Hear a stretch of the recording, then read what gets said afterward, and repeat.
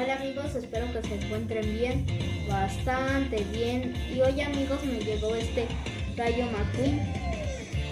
Acá atrás podemos ver al Rayo McQueen y a Mate. Y no sé quién sea este personaje, pero sé que es el ángel de la muerte o no sé qué cosa.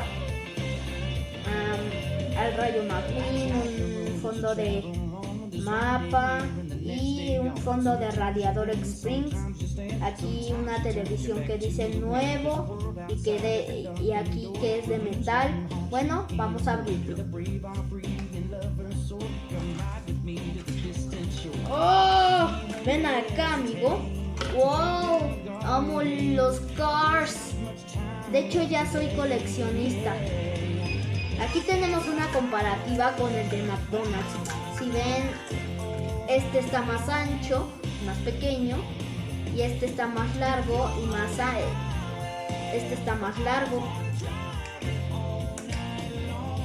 Este tiene los faros, el logo de Radiador Springs, los rayos de los ambos lados y 95. No hay mucho que decir, hecho en Tailandia y sus números de serie, que no sé. Desearía tener la colección de 2006, amigos, pero tristemente no la tengo. Y posiblemente en un video les muestre qué colecciones tengo de McDonald's.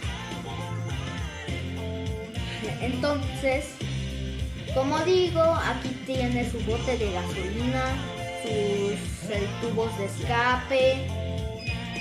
Y está muy bonito. En mi parte, esa fue la reseña del nuevo carro de Rayo McQueen. ¡Rum!